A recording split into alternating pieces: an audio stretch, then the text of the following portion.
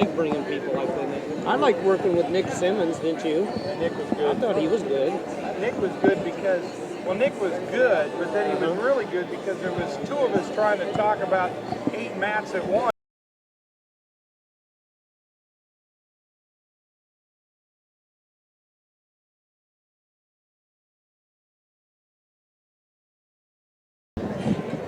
You want to bring it in, or you want me to? Are we on? Well, I guess I will. How about that, Steve? Sounds good, Jeff Murphy. Hi. Well, welcome to everybody out there. It's 11 o'clock in the morning, Central Daylight Time. I hope everybody set your clocks ahead last night. We had a little challenge with that ourselves because we did set our clocks ahead.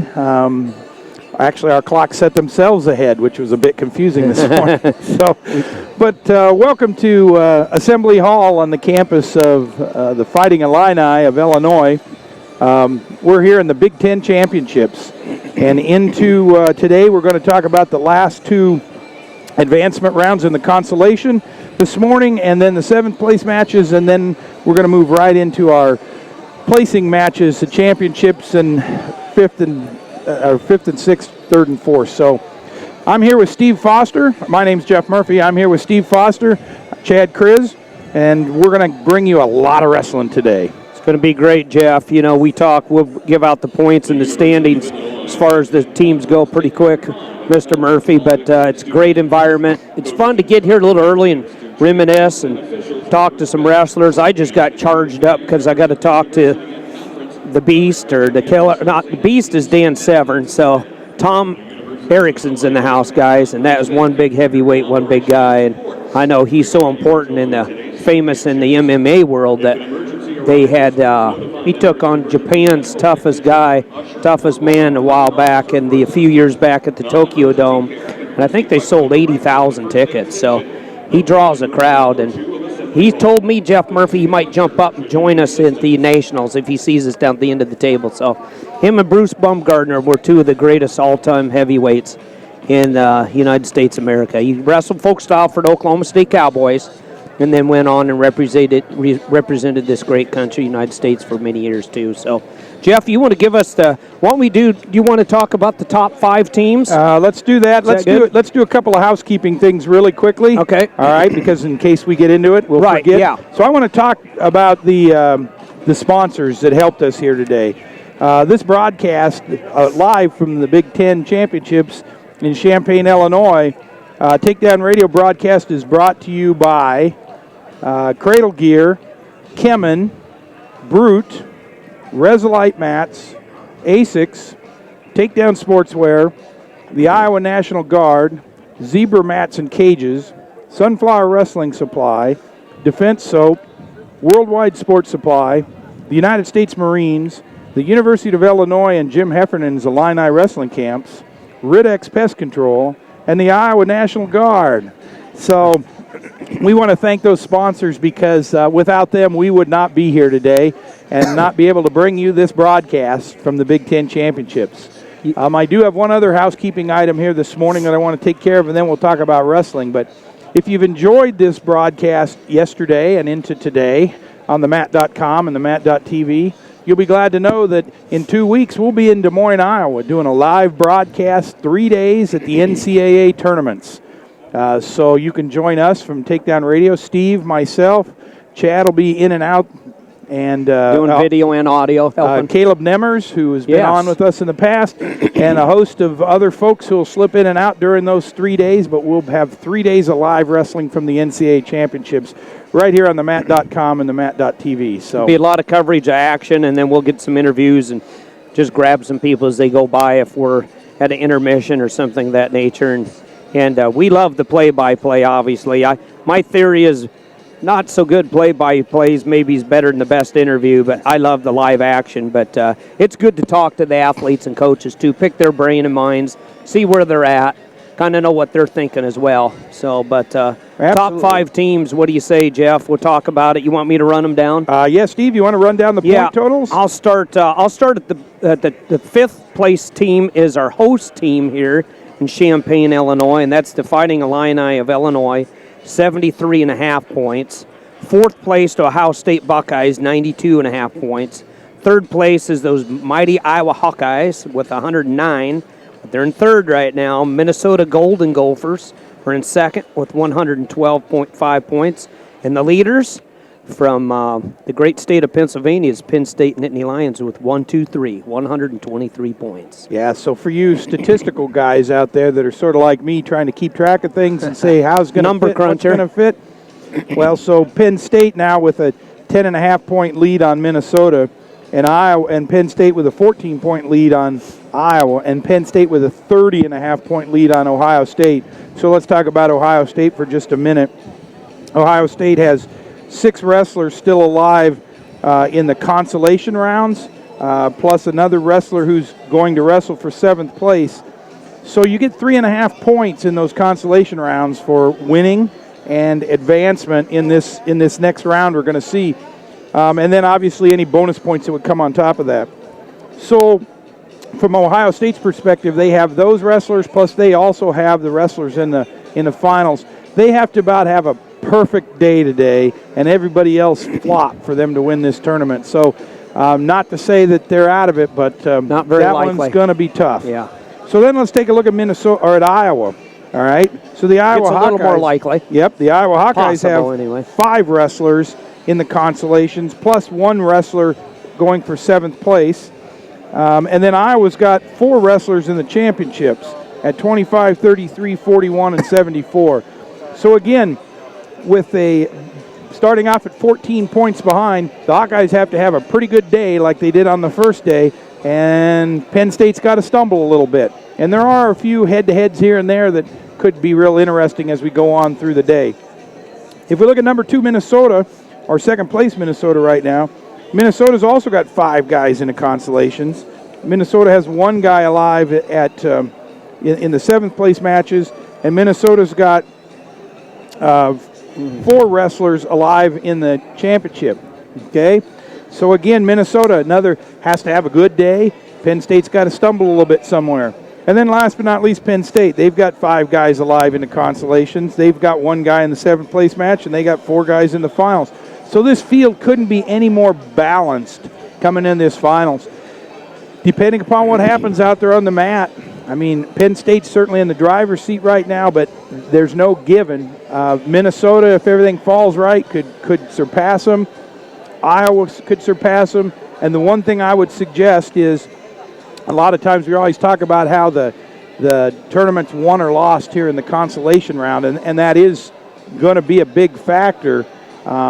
But we may come out of this consolation round today and find out when we get to the finals later this afternoon that it's going to really matter what happens in those finals, because they're very evenly matched with wrestlers in the finals. Yeah, you're right, Jeff Murphy. Good job of summarizing everything up. We appreciate all you do. You're very thorough, and you do a great job, Jeff. And I tell you what, like you said, Penn State's kind of driver's seat. We had some head-to-head matches yesterday between the top 3 or 4 teams, and that means a lot. In the finishing round, I remember you had Sheeler against Burrick, you had Nelson against Telford, and Minnesota was trailing Iowa at the time. They came out and won those matches, and they had some other good wins. And look, they bumped up in front of Iowa. I don't think they had been in front of Iowa until that time in the tournament, and they got 112.5, and the Hawks have 109. They just kind of surpassed them. So you mentioned just briefly, too, Jeff, about those head-to-head matches. Yep. And Well, I think you need to win those. What's really important today in all the wrestling we're going to see, the 2 most important things are this round we're going to see right now to set up to be whether you're going to be in 3rd and 4th or 5th and 6th, because you get 3.5 points for this round. And then the second important one obviously is the finals, because you get 4 points. So the placement matches later on for 3rd and 4th and 5th and 6th and 7th and 8th, that's only a point apiece. Now you can get bonus points. You've already got a lot of those points. But yeah, so it's only a point apiece. So that really doesn't add a lot to the team score. This is the critical round right now, that you get your 3.5 points, and then obviously the finals later this afternoon.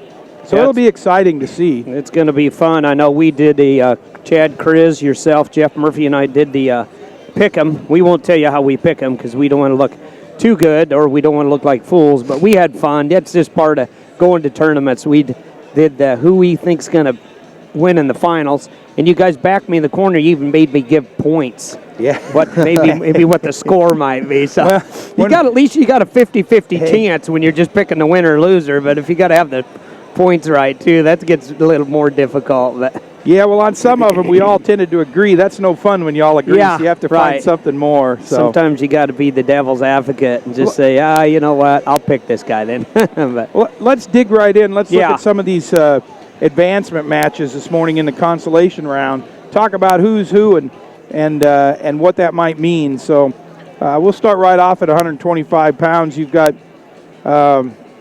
David Thorne from Minnesota wrestling Sean Boyle from Michigan, and Nico Trigas from Ohio State versus Nico Migalutis, the battle of the Nikos. Yes, you are. Yep.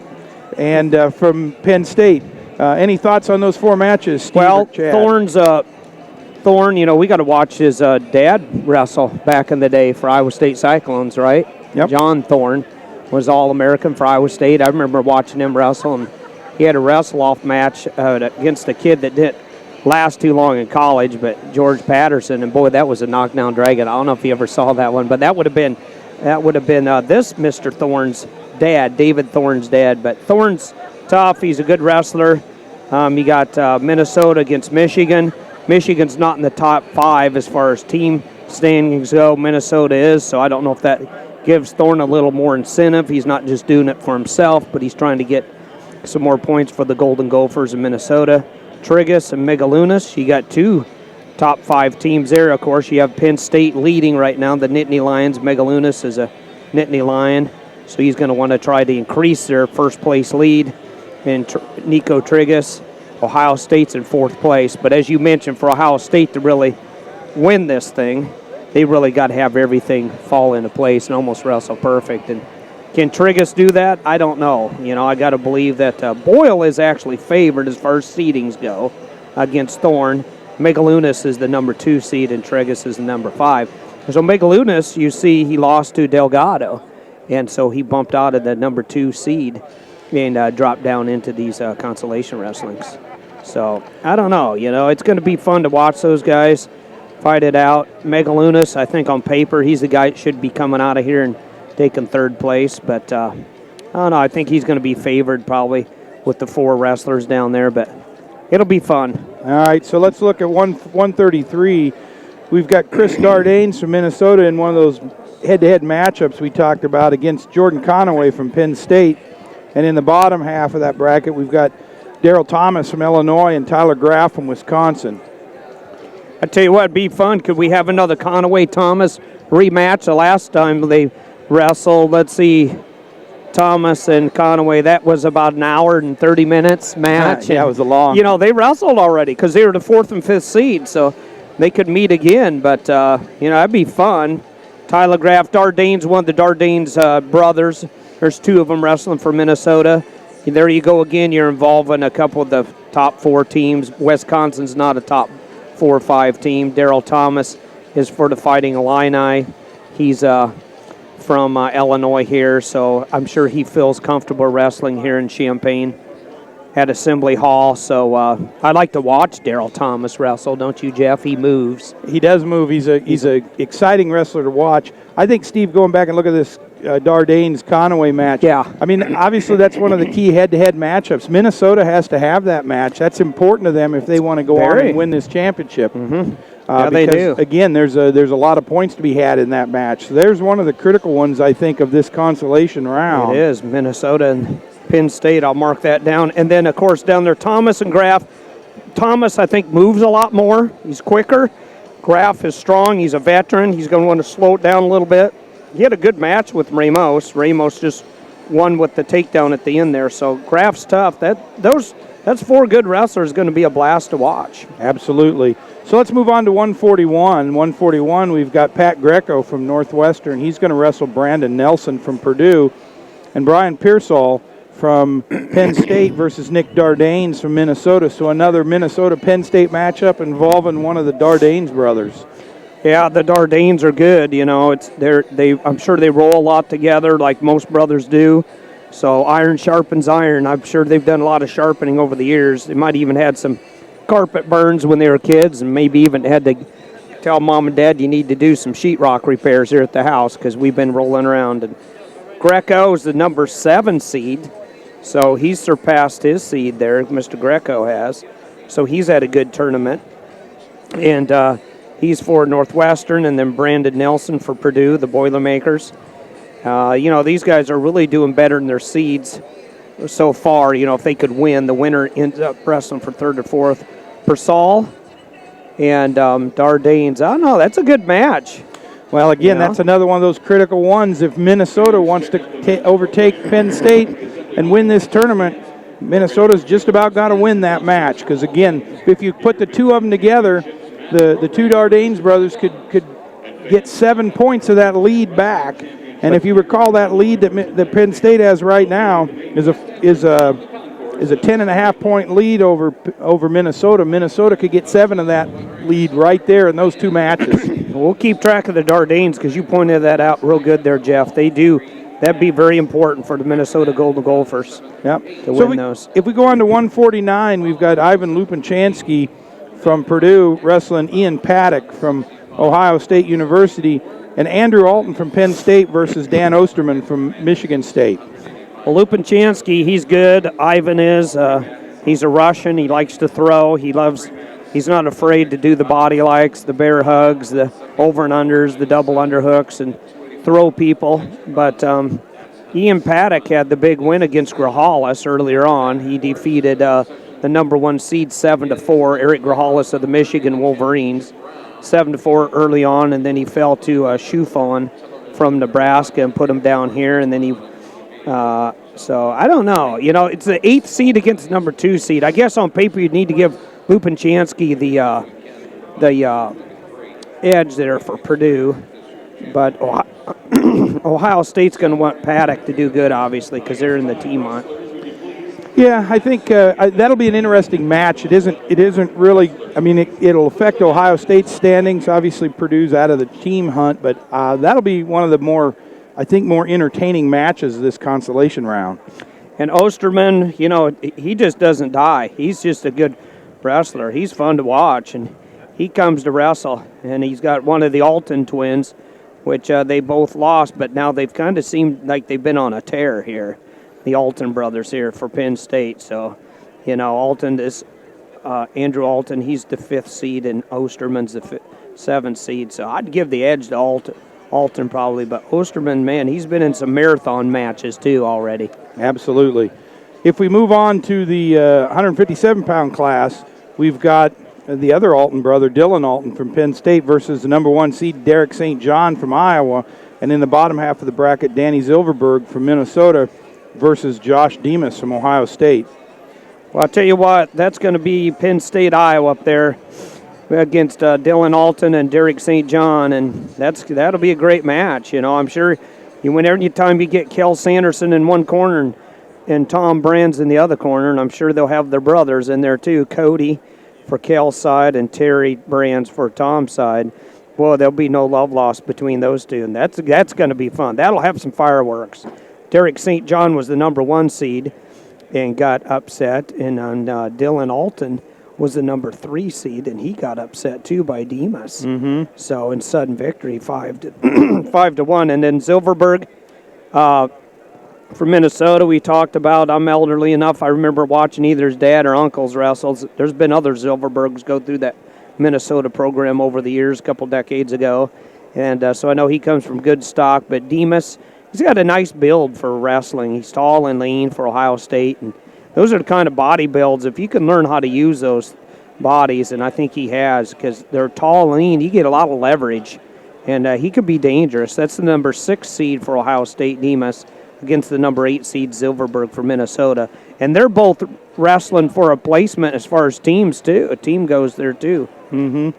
So the thing I would say, Steve, is that if we look at where Minnesota and their wrestlers in the consolations and Penn State and their wrestlers in the consolations fall, we have an opportunity to learn a whole lot about this team race from a Minnesota-Penn State standpoint by the time you get through this first round at 157, because that spread's either going to get a lot wider or it could get a whole lot narrower. They're going to get closer to each other, or somebody's going to take off to the horse races. The other one's going to be left in the dust. So So we'll get into 165. 165, we've got Pierce Harger from Northwestern University versus Nick Moore from Iowa in the top half, and Cody Yon from Minnesota versus Taylor Massa in the bottom. Be fun. Nick Moore he was looking pretty good through the tournament, and then he kind of got beat up by David Taylor, but who hasn't, you know? That's not necessarily not a feather in your cap. Taylor's who he is, and we all know the greatness of David Taylor. But Nick Moore and Harger, Moore's seeded higher. He's the 4th seed. He's going to have a lot of people here, a lot of fans behind him. You know, I could see him pulling that one off. But Harger's had a good match. He got Jan and Mesa and Massa from Michigan. Massa's the number 3 seed against the number 5 seed. So the seeds here, if they go accordingly, Michigan should win down on the bottom. But, you know, Jan, there's Minnesota again trying to win the title as a team. Michigan doesn't have a chance to win the team title. So there's some extra incentive when they know they're not just wrestling for themselves, but for the team. Absolutely. So let's go on to 174. We've got Robert Kokish from Nebraska versus Dan Yates from Michigan. Yates upsetting number one seed Logan Storley, number 1 in the rankings as well. Logan Storley early in the tournament. And on the bottom half, you've got Nick Heflin from Ohio State versus Jordan Blanton from Illinois. Yeah, it'll be fun. Kokish is good. We got to watch him wrestle. I think in the Midlands he made it to the finals. He was a finalist in the Midlands, so I got to watch him wrestle earlier on in the season, wrestling for Mark Manning and company. He's got some good coaching staff there. Tony Ersland, Brian Snyder does a real good job with the Cornhuskers. And then he's got Dan Yates, like you said. He upset Logan Storley, who I thought could be maybe him or Logan Stiebert come out of this thing, maybe the OW of the tournament. But Storley's really kind of been in a tailspin. He's got back here where he can place, but but Yates and Kokish, I don't know. That's going to be good. Number 3 against number 8, you'd have to give Kokish the edge. Then you had Heflin, who's dangerous. He's a thrower against one of the homeboys here, Jordan Blanton from the Fighting Illini of Illinois. So I'm sure his fans will be behind him, and those are all going to be four great wrestlers. 2 really good matchups there, Jeff Murphy. Absolutely. So let's move on to 184. 184-pound class.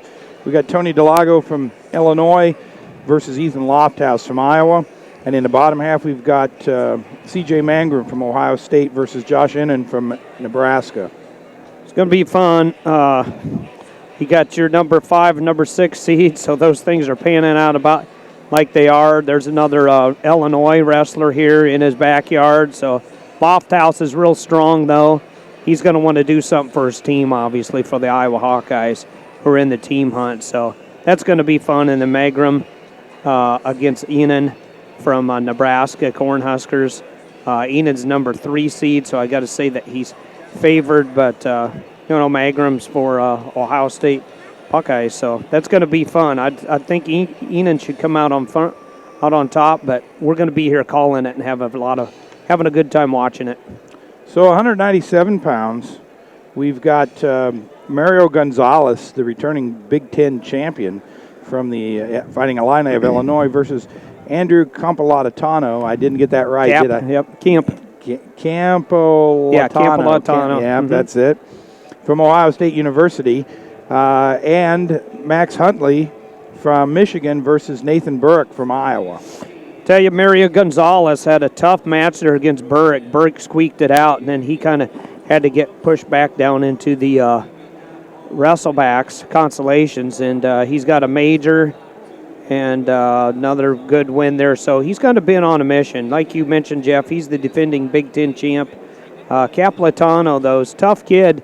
I know his one other wrestling match he's had this year, some injuries. He's had some injury situations for the Ohio State Buckeyes, but that'll be a good one. That should be a knockdown drag out there. Ohio State against Illinois, and then Huntley against Burke. Of course, Burke's a little higher seeded. He's the number 6 seed, and he's going to be wrestling for Iowa Hawkeyes, and that'll be fun too. Michigan against Iowa down there. I think that'll be fun to watch and to call. Yeah, I mean, we've got Moore at 65 for Iowa and Lofthouse at 84 and Burke at 97. All 3 key matches for the Hawkeyes if they want to climb back into this team race. They need to win all of those.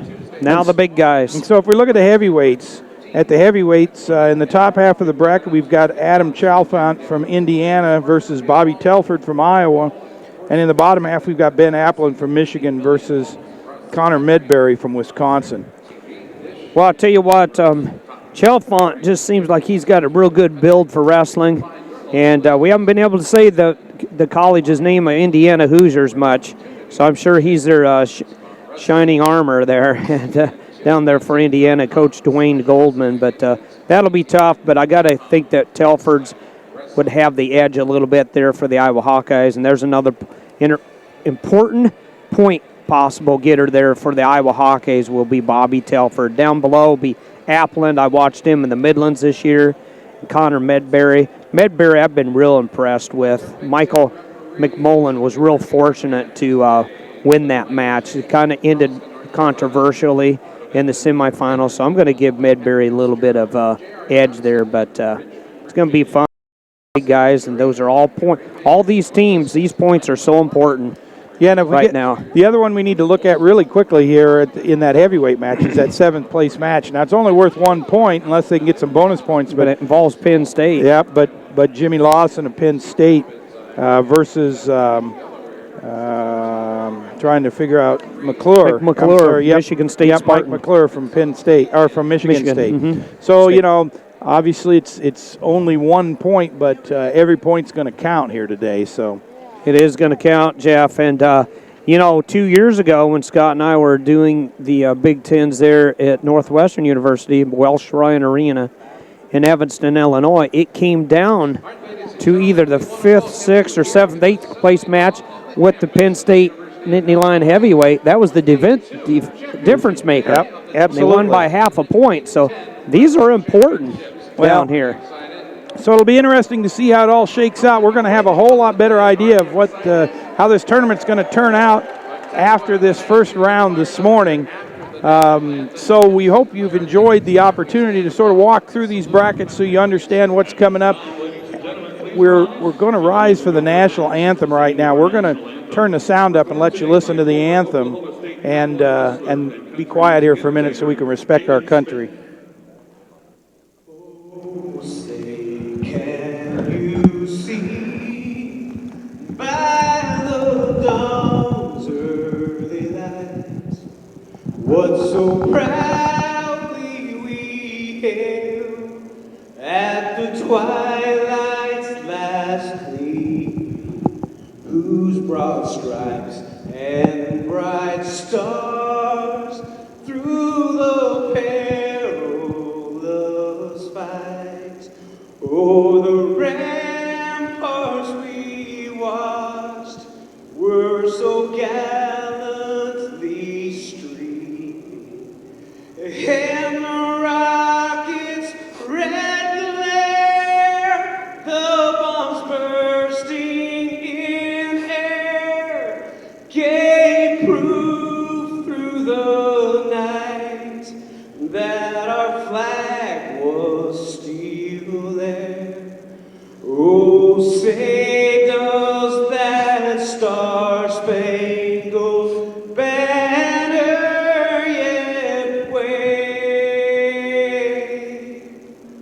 o'er the land and of the free and the home of the brave?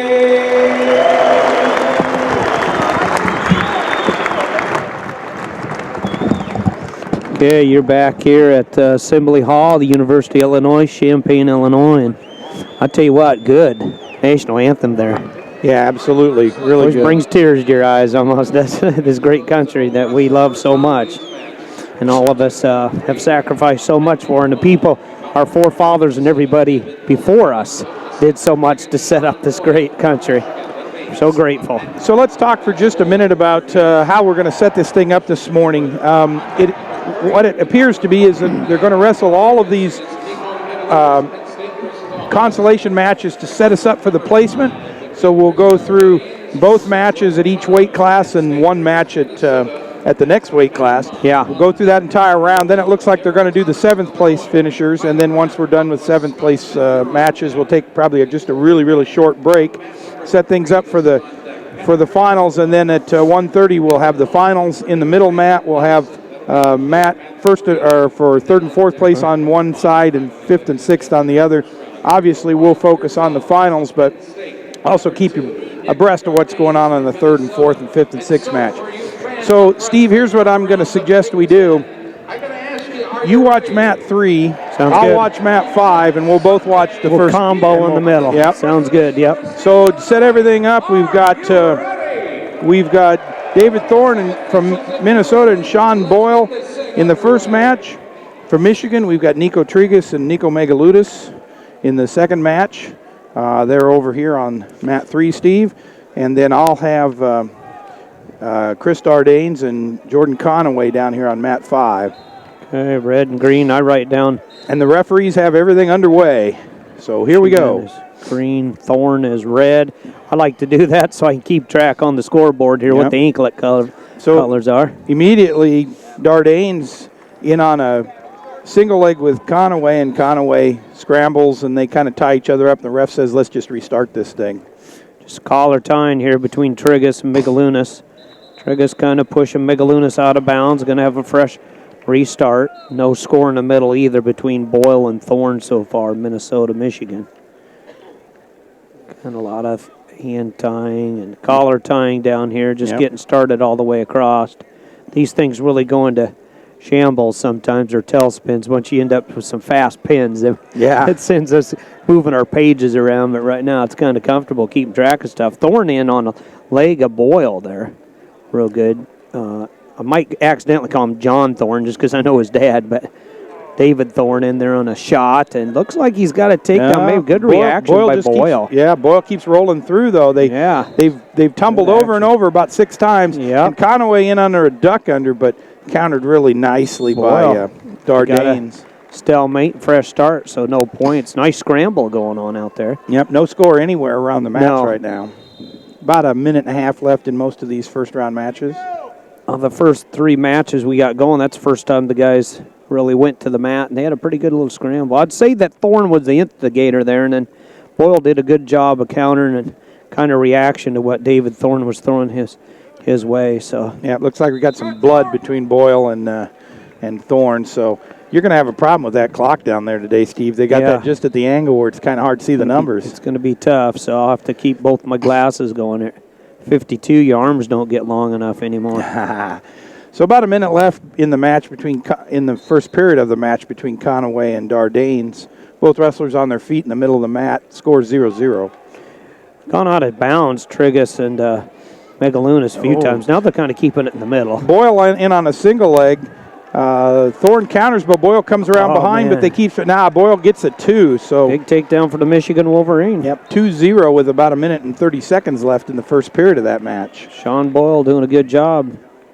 And, it's important for him to take some shots and instigate that, because the first minute of wrestling, it looked like Thorne was going to be the aggressor. So we've got blood again on that Thorne-Boyle match, so we'll focus on the sides. No score on either one of the other mats at this point in time. Trigas and Megalunas just kind of tying it. Nice reaches there by Megalunas, but no takedown. Now, Nico Megalunas, these are the battle of the Nicos, as Mr. Murphy said earlier, but he was a finalist last year for Penn State at the big dance there at the D1s. So we come down to the end of the first period, Steve, in the match between Conaway and Dardanes. 0-0 score. So we start the second period. Dardanes starts down for the second period. And still, we had a combo blood time and a headgear repair going on there for Michigan. So Dardanes out with the escape 10 seconds into it. So Chris Dardanes takes a 1-0 lead over Jordan Conaway from Penn State. Megalunas had choice. He deferred. Turgis takes down Ohio State Buckeyes for our first referee's position. Trigas will start down, Megalunas on top. Of course, Megalunas, you're up on top. You want to get some riding time and or back points. And obviously, Trigas wants to get the escape or reversal, being a wrestler down below. So Thorne and Boyle, nothing going on there now because of the headgear situation. Trying to repair a headgear there to Michigan Wolverine. Yep. Dardane's in on kind of a front headlock, but Conaway backs out of that with no problems. Up to his feet is Tregus. He's in a scoring position here. Megaluna's doing a good job hanging onto the leg, but with about 50 52 to go here, out comes Tregus. He gets the escape. He now leads 1-0. Yeah, we've got Conaway in on a single leg, and Dardanes drapes over the back and grabs the ankles. So we've got ankles to ankles, and so the referee says, this is going nowhere. He stops the match, restarts them. Both wrestlers on their feet. 30 seconds in the match between Conaway and Dardanes. Megaluna's now in on a leg here at Tregus. Tregus doing a good job with the whizzer, controlling the head of Megalunas of Penn State. And Dardanes with a single and takes Conaway down for 2 points. So now Dardanes up 3-0 with about 10 seconds left in that second period. About the same time Dardanes gets a takedown, so does Megalunas for Penn State. Now he's up over Tregus 2-1. So Penn State leading Ohio State down here on mat number 3. And the second period comes to a close with the score: Chris Dardanes from Minnesota 3 and Jordan Conaway from Penn State 0. Conaway is down to start the third period. Dardanes on top. Megalunas riding tough. I don't know if he get unlimited time for headgear or what, but Joe McFarland's out there trying to get Boyle's headgear to go. They seem to be taking a long time for that. So Conaway out with an escape, so the score is now 3-1 with about 1 minute and 45 seconds left in that match. Conaway in on a single, but Dardanes counters. They get into a big scramble, and Dardanes with his head up, trying to come out the back.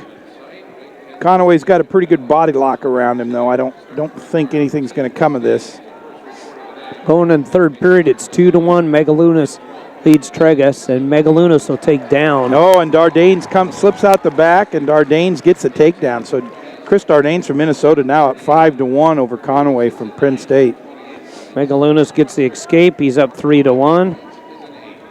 Hey, we got the wrestlers back in, Boyle and Thorne. Boyle starts on top with 1 minute and 8 seconds left in this first period after an extended headgear problem. They're just still getting going. You ready for this? They're just 1 minute into the first period. Yeah. So Conaway with an escape down here for Penn State, and now the score is 5-2 in favor of Dardanes. Dardanes pushes his head down, tries to spin around behind Conaway. Conaway says, "I'm not going to let you do that." It's 3-1. Megalunas leads Tregus, the battle of the Nikos. They both have the same first name, and it's not a real common name either. So if it was a Jeff or Steve, I could understand that, but a Nico, that's pretty unique. So Dardanes has a single leg way down on the ankle, and he manages to do a foot sweep and trips Conaway. Nice shot here by Megalunas. And he injures himself in the process.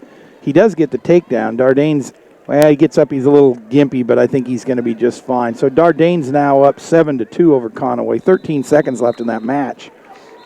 Tregus wrestling real smart. Megalunas looked like he had him dead on for a takedown, and Tregus fought it off, and they go out of bounds. So we got a fresh restart down there with 57 seconds to go in the third and final period. So Chris Dardanes defeats Jordan Conaway. Dardanes with a 7-2 score, and that tightens the team race between Penn State and Minnesota in one of those big head-to-head matches we talked about.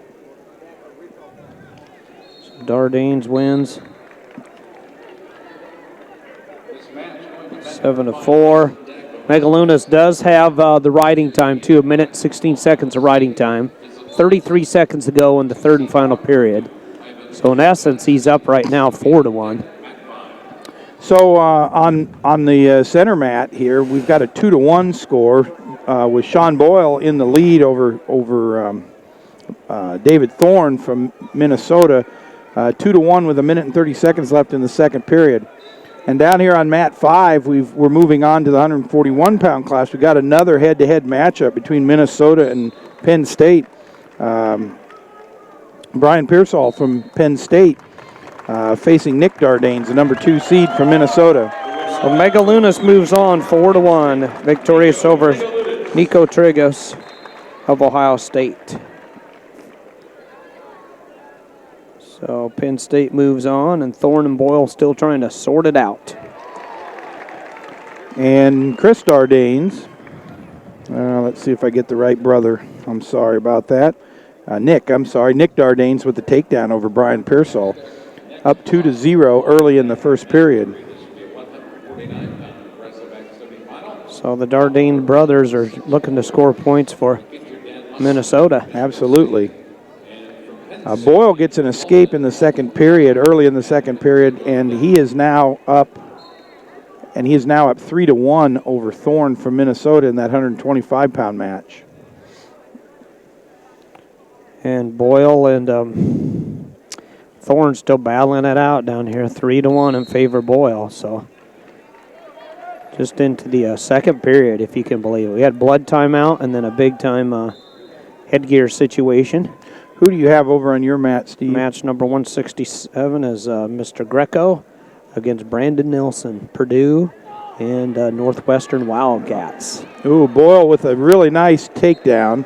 Spins around, but I think Thorne the referee gave that there was a big scramble, and the referee gave Boyle the takedown really early in that scramble. And now Thorne with the escape, and so Boyle's up 5-2 as the time runs down in the second period. So Sean Boyle from Michigan with a 5-2 lead over David Thorne from Minnesota. Going Minnesota into the fans are not happy with that call. No, it was a pretty quick call, and the scramble continued. I'm not sure it wouldn't have been a better no call, but that's why that referee's down there and we're sitting up here, I guess. Still no between Pat Greco of Northwestern, no score down there between Greco and Nelson of Purdue. So we've got a restart back in the center in the match between Dardanes and Pearsall. Dardanes goes with the optional start and immediately releases Pearsall. So it's a 2-1 score with 51 seconds left in the first period. Dardanes has 1 minute and 33 seconds of riding time at this point.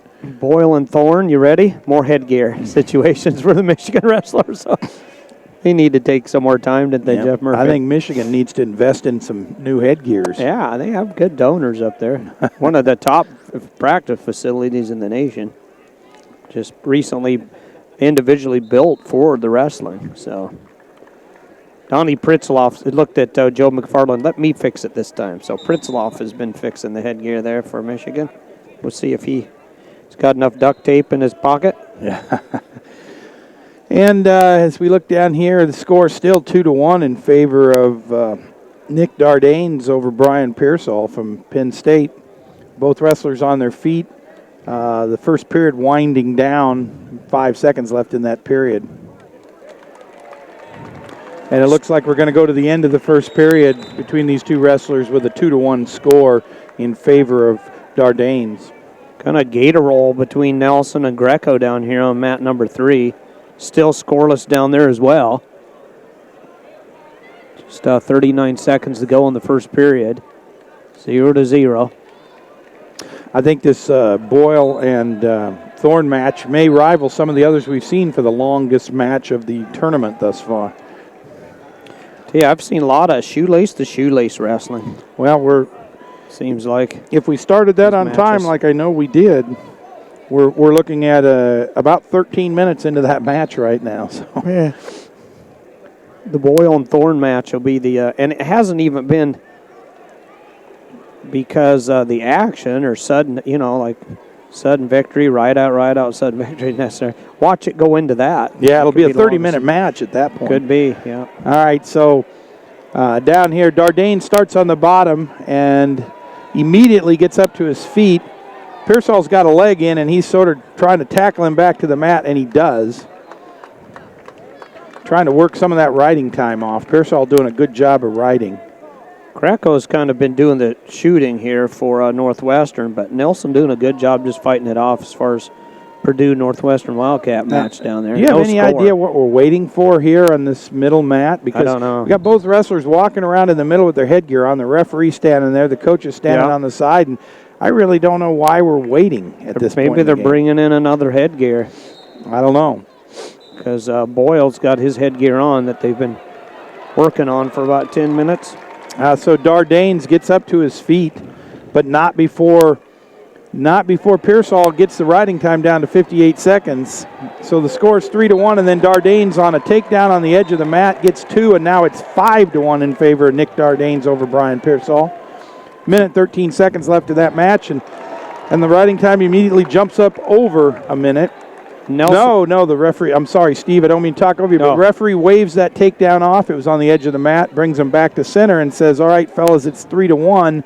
But they didn't adjust the riding time. He had 58 seconds of riding time, so we'll have to keep track and see if that makes any difference later in the match. Brandon Nelson did get the escape for Purdue, so he's up over Greco right now, 1-0. With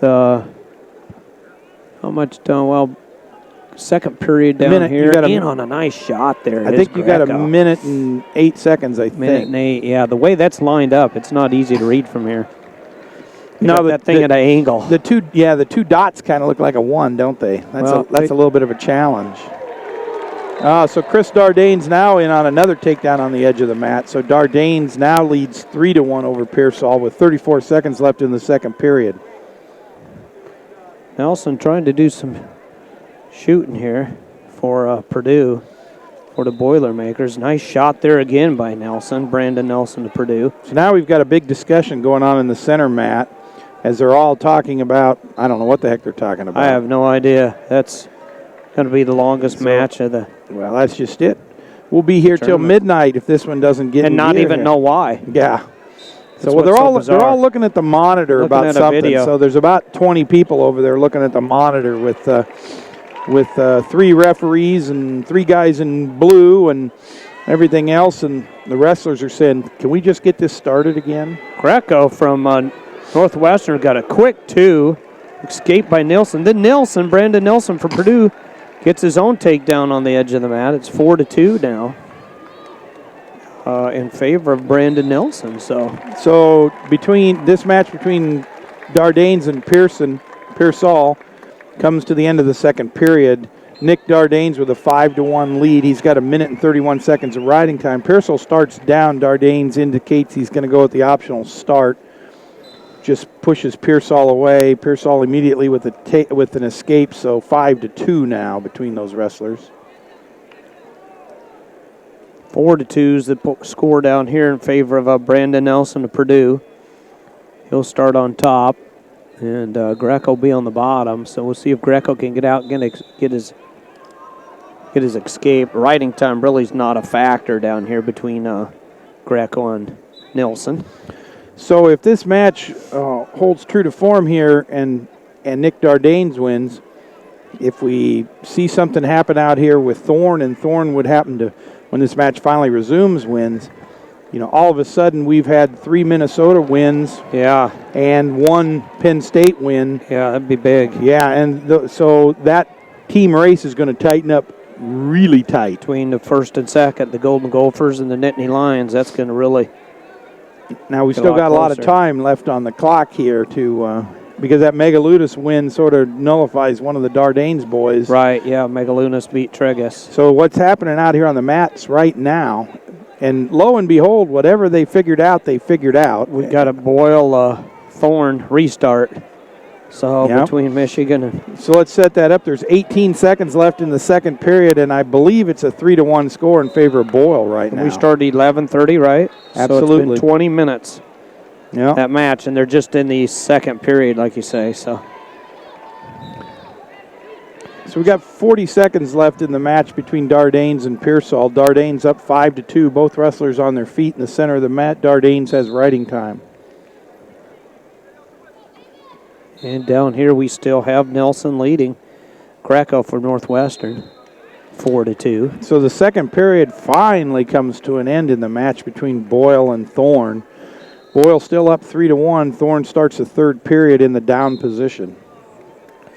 It could turn out to be, if they went into sudden victories, they could be over half an hour. Yeah, let's hope that doesn't happen. Yeah, So Thorne up to his feet, trying to come around and cut the corner, but Boyle will have nothing of that, and the two wrestlers go, I think, off the mat. There we go. And time runs out down on the far mat, and Nick Dardanes completes the Dardanes sweep here this morning in this consolation rounds. He beats Brian Pearsall of Penn State 6-2.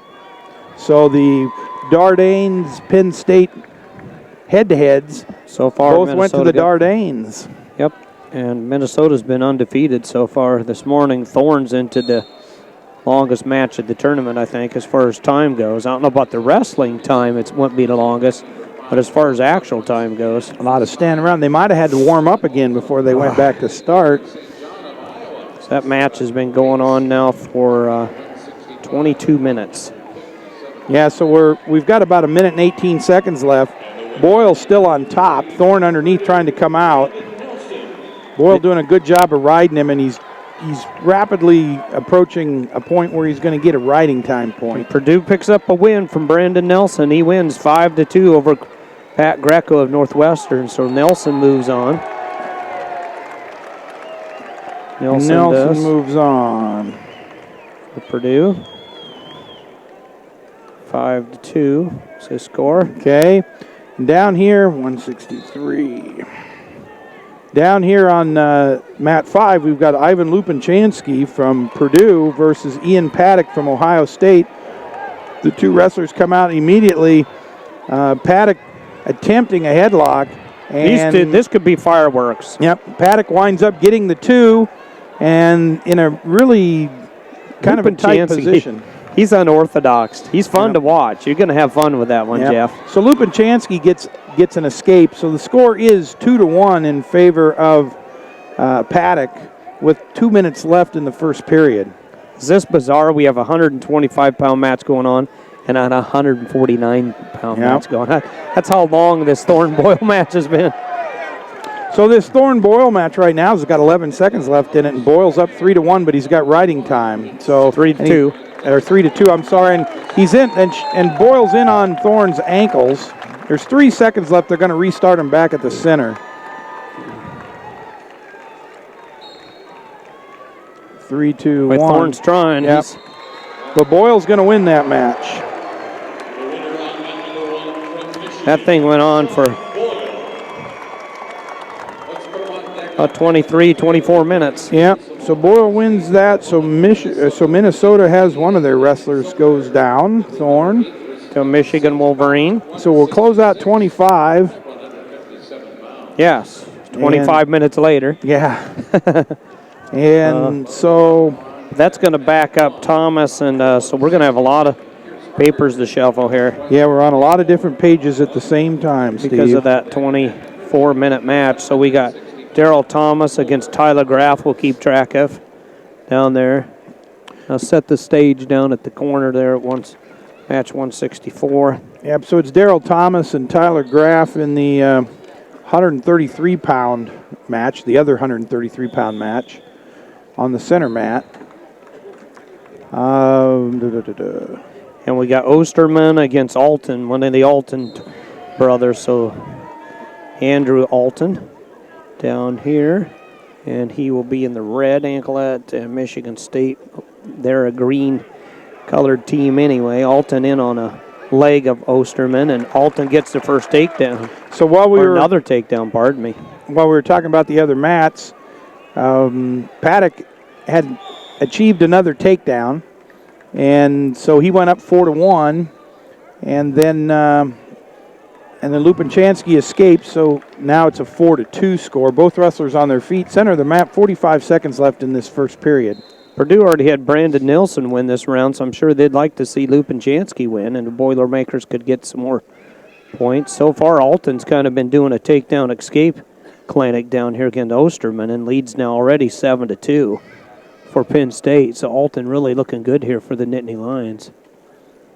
Down on mat number 3. That's right. Collar tie going on between the two. Osterman needs to take a shot here, and he does.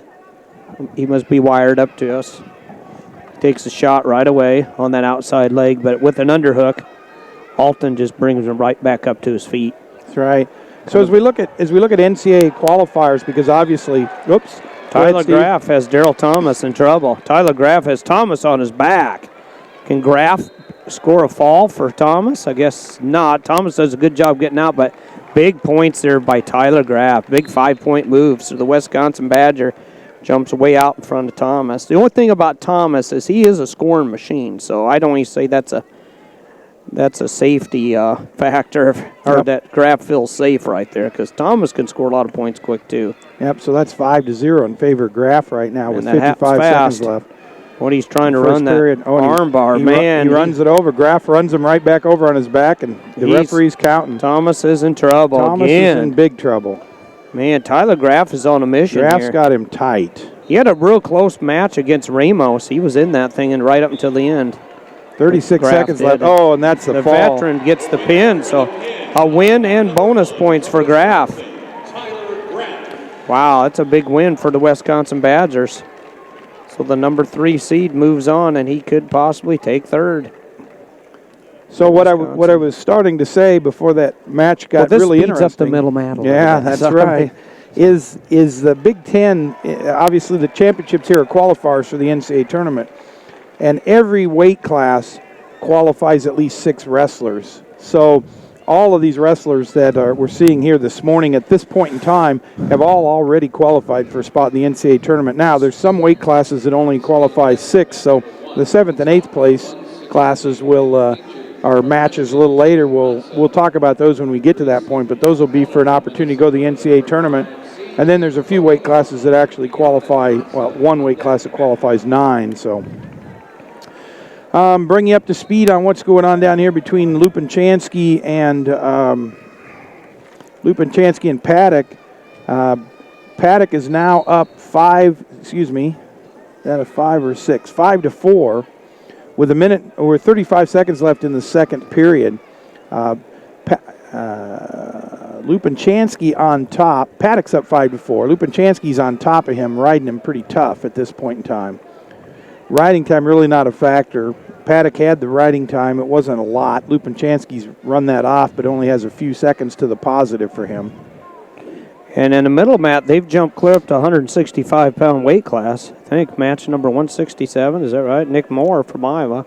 Yep. Against Pierce Harger from Northwestern. So we went from 125-pound weight class to 165-pound weight class. Let's see. Graff got a pin in about a minute. Something. All in about a minute. We skipped 1, 2, 3, 4, 5 weight classes. Yep. So we're starting to catch a few things back up a bit here. So again, between Paddock and Lupenchansky, we go to the third period, and Paddock starts on top. Paddock with a 5-4 lead over Lupenchansky. Lupenchansky immediately gets up to his feet and gets the escape, so that's all tied up 5-5. Riding time not a factor early in the third period.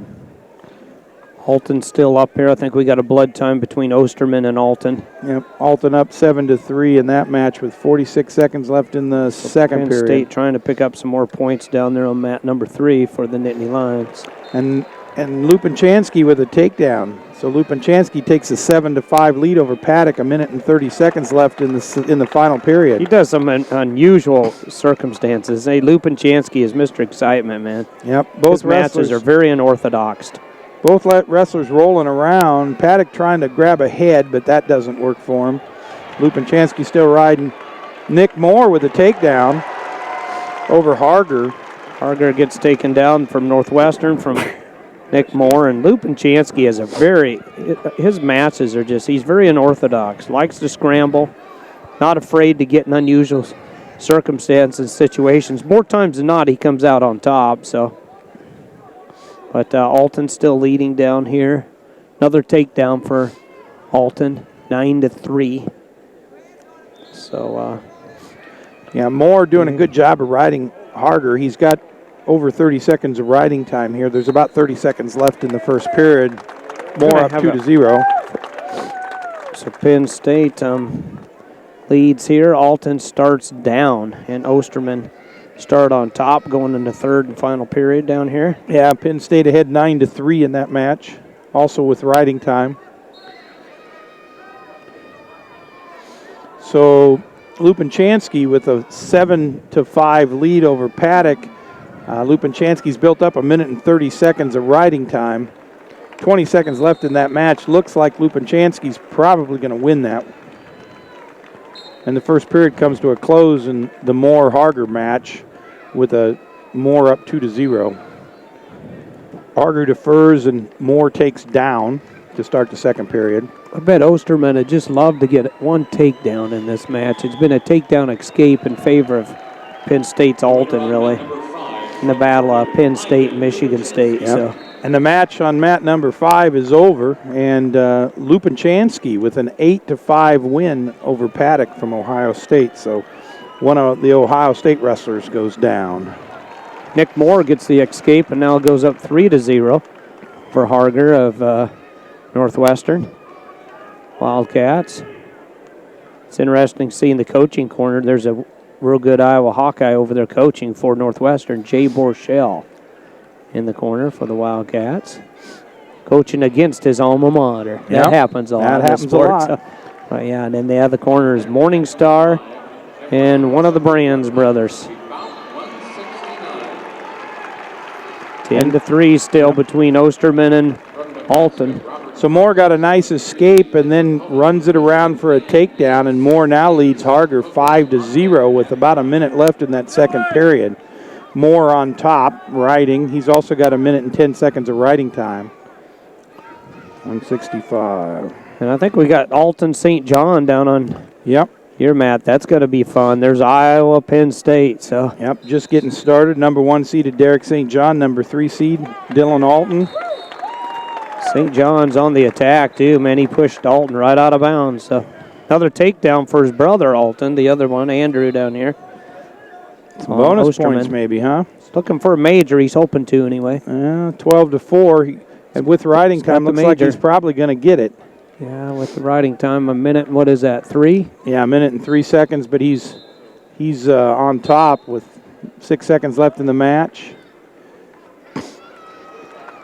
And that's the way it's going to end. So Andrew Alton picks up a major and moves on over Osterman. So Andrew Alton moves on. And Nick Moore, by the way, got another takedown on Harger for the Hawkeyes, but Harger gets a reversal for Northwestern. So that score is 5-2 now in favor of Nick Moore with 25 seconds left in the second period. And we've got a lot of action, but no score down here in the match between St. John and Alton. Both wrestlers on their feet, middle of the match. About a minute gone from that first period.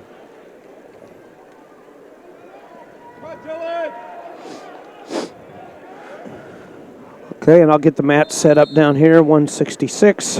It's going to be moving along here. You're listening to 2013 Big Ten Championships here in Champaign, Illinois. Takedown Wrestling. Myself, Steve Foster, and Jeff Murphy bringing the action. The consolation matches. I believe we have Mr. Demas and Silverberg down here. Ohio State, Minnesota on mat number 3. Yep. Minnesota is going to be the green, and Ohio State will have the red. And Demas in on a shot immediately and a takedown, like in 3 seconds. Demas really starts the fur flying, and Silverberg's out. So here we go. It's going to be fun. 2-1's the score already, and we're just about 15 seconds into it. So, man, Demas with a real quick ankle pick. So on the opposite end of the equation, we've got a minute left in the first period, and St. John and Alton 0-0 still. Both wrestlers on their feet just feeling each other out. Not a lot of action thus far. And Nick Moore is still leading 6-2, I believe, over Harger of Northwestern in the middle mat. Yeah, Moore's just been riding Harger, and he's got 2 minutes and 23 seconds of riding time with a minute left in that match. 2-1's the score now here between Demas and Silverberg. Kind of a similar build. Silverberg might be a little shorter, but Demas real tall and lean for Ohio State. Yeah, so we got 157-pound weight class out in front of us, and then right in the middle is 165. Another takedown for Demas. Doing a good job. Still a 0-0 score with 20 seconds left in the first period between St. John and Alton. A lot of little half shots, nothing that's really really big. Dylan Alton probably wants to keep that thing a little slower pace. And the referee on the Nick Moore match calls a stall call on Harger.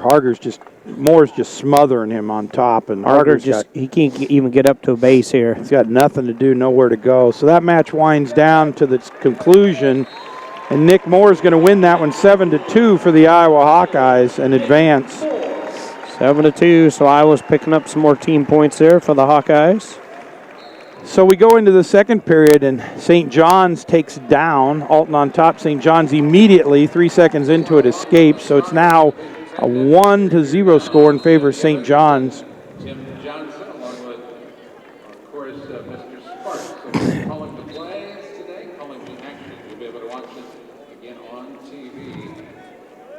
And repeats, not once, not twice, but 3 times. 3-hour high-def. Demas is going to start on the bottom. Silverberg got a takedown, so it's 4-3 there. Demas having a big win earlier in the tournament. He knocked off Dylan Alton earlier in the tournament. Demas did, so they technically could end up in a rematch, actually, if they both won here. And in the middle, Matt, we've got Cody Yon versus Taylor Massa. Yon from Minnesota, another one of those Minnesota wrestlers. Taylor Massa from Michigan. Got 2 Minnesota Golden Gophers out there right now. A Nittany Lion, a Hawkeye, a Wolverine, and a Buckeye. Sounds like a bunch of Big Ten teams, and you're right. It's the Big Ten Championships here at the Assembly Hall, Champaign, Urbana. So we got a minute left in the second period between Alton and St. John. St. John still up 1-0. Not a lot of action going on. St. John keeps trying to grab a wrist. He pushes Alton off the mat. Alton gets called for stalling right on the edge. Probably a good call. Alton's been backing up quite a bit. St. John's been trying to be the aggressor, but I wouldn't say that he's been incredibly aggressive as the aggressor. He's sort of Alton's been backing up, but St. John really hasn't taken much of a shot.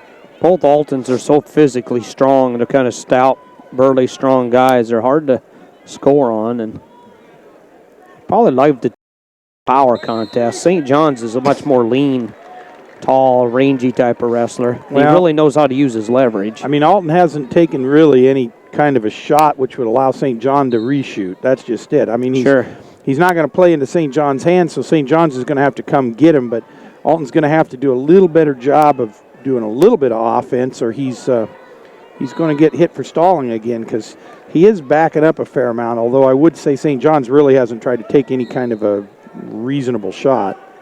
St. John is reactionary. Chad Kriz, our own Chad Kriz, yesterday brought up how much St. John loves for you to shoot, and then his reaction, more times than not, is 2 points for him.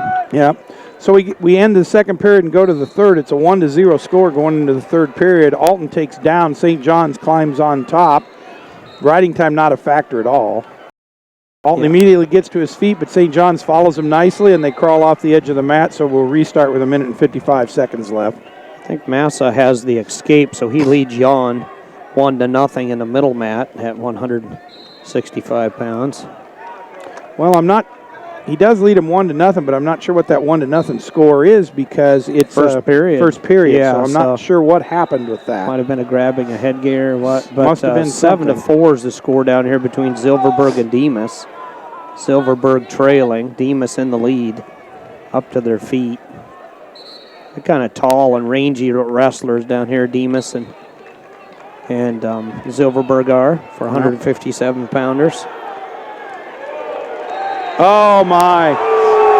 So Alton tries to roll through, hangs up for 1 second rolling through. St. John's follows him. Referee gives 2 back points. That was a really, really bad call. That was a really, really bad call. And boy, Cal and Casey are saying, how in the world's that 2 back points? You hear the Penn State people. The Penn State coaches. The referee's going to go look at it on the video, which I think is a really good call, because that was really quick. No count. You have to have a count. Yeah, there shouldn't have been any back points there. That was all reactionary. St. John did a really good job of riding Alton, but Alton went through his back and hung up for just a half a second. There's no way the referee could have counted enough to have So we'll see if they sort this thing back out. And the fans, we're sitting amongst the Penn State fans. They're below us and above us. And yeah, so you hear their reaction, obviously. You got the Nittany Lions' opinion of the situation. Yeah, so. absolutely. Yeah, I think if St. John's gets that call, it's kind of a Christmas present in March. Well, it was. And you know what? Where we can now go to the video and see a replay of some of these things. Demas got out again, so he's up 8-4 now against Silverberg. Silverberg in on a shot. He knows what he's got to do, and that is score a lot of points fast. They're almost at the end of the second period. Yep. 2 seconds to go. And we've got Massa and Jan out. They're in the second period now. A minute and 45 seconds left in that second period. They both start in favor of Massa at this point in time. Massa in themselves, and I guess they've made a decision, so we're going to go see what happens. No back points. Yep, they wave it off. So the score remains 1-0 in favor of Derek St. John. Totally neutrally called here. I think that's the right call. It seemed fair. I mean, so with a minute and 32 seconds left, in the third period, the score is 1-0 in favor of St. John. St. John's got 25 seconds of riding time, and Alton starts on the bottom. St. John's will start on top. So we're going to get in a cheering contest here between the Nittany Lions and Iowa Hawkeyes. Yeah. And we're right caught in the crossfire. We're stuck right in between them. So it's the a caution referee against blows. St. John, I believe.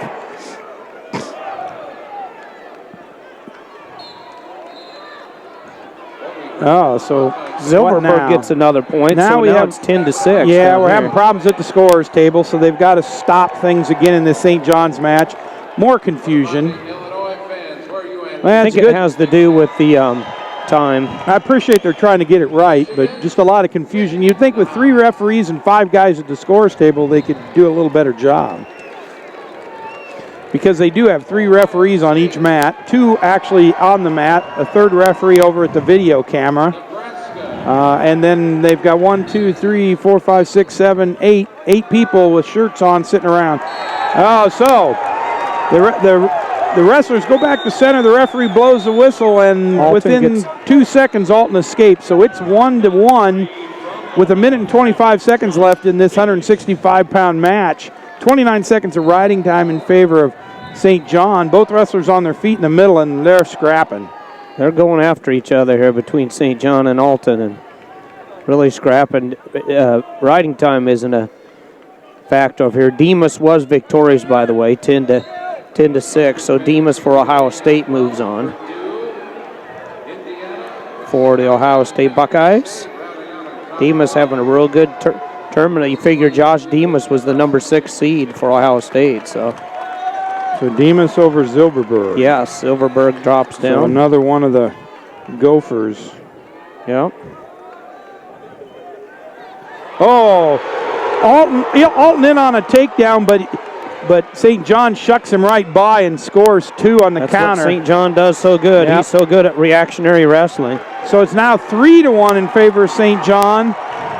30 seconds left in this match. Sure enough, that was off Alton's shot.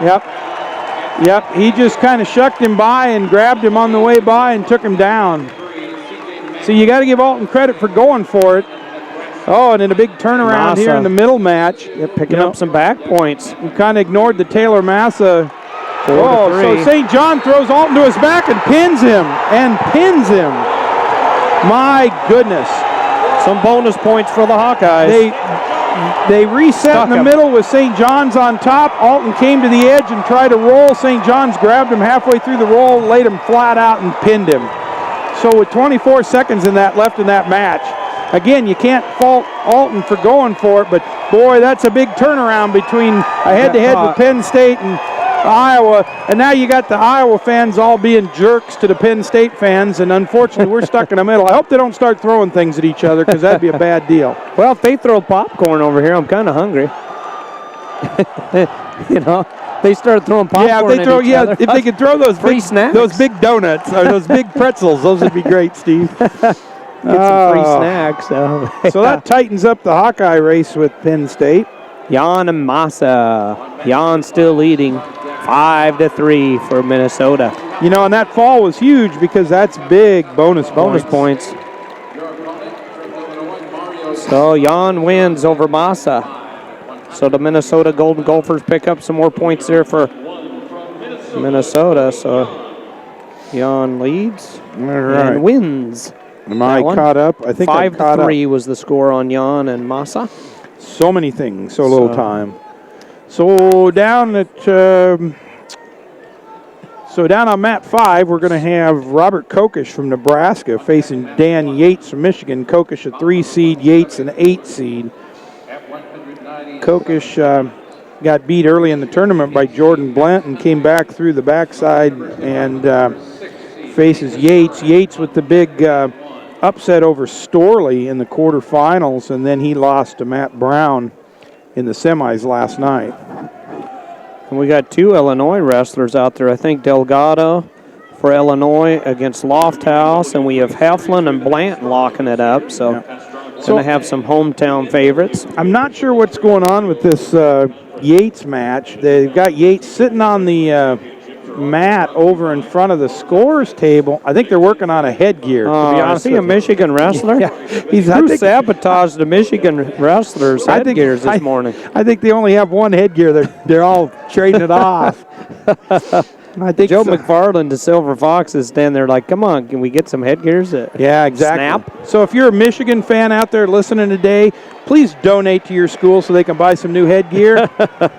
Lofthouse in on a shot here against Delgado for the Iowa Hawkeyes. Good whizzer here by Delgado, but that's only going to last so long. He's doing the splits here. Lofthouse is trying to get the limp arm, and he gets the takedown. Does he? Yeah, he does. So Lofthouse gets a takedown for the Iowa Hawkeyes. So St. John and Moore, both with wins for the Hawkeyes so far in their consolation brackets. If we go back to Penn State, they did win at 25. They lost their match at 33 and 41. They won the 49-pound match and lost the 57-pound match. So they are 2 and 3 this morning out of the 5 consolations they had, so not exactly what they'd hoped. This team race going to tighten up a lot at this point.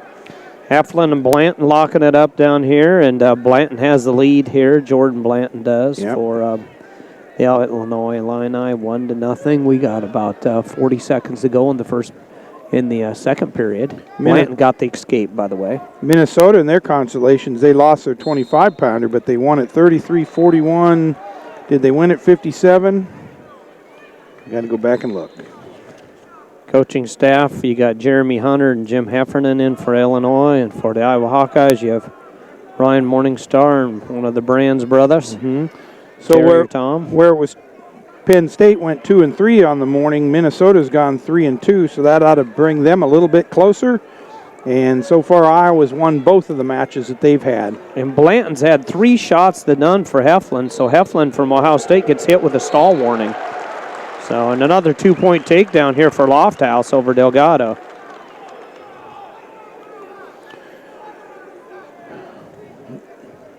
So we do have this match between Kokish and Yates underway now, 0-0 with about a minute gone in the first period. Blanton starts on top, Heflin on the bottom. Blanton leads 1-0. He does have a stall call in his favor, kind of his hip pocket here. So we'll see if that comes in. Heflin just wasn't very busy on his feet and got hit for stalling.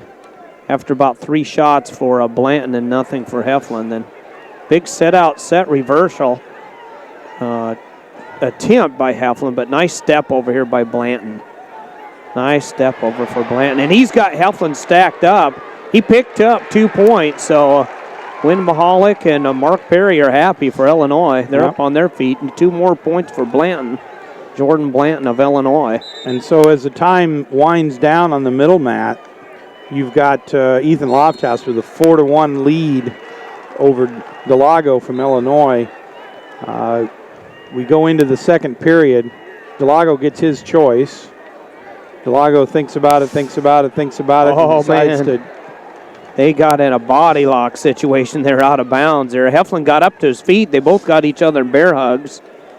The inside bear hug was Blanton, and over the arms was Heflin because he's a little taller, a little leaner, and they went out of bounds. And Mark Perry's up on his feet. Kokish with wrestler to do that in the middle of the mat. Jeff Murphy. Kokish with a takedown. against Yates. So Kokish goes up 2-0 with 30 seconds left in the first period. And in the Delago-Lofthouse match, Delago elects to take down to start the second period.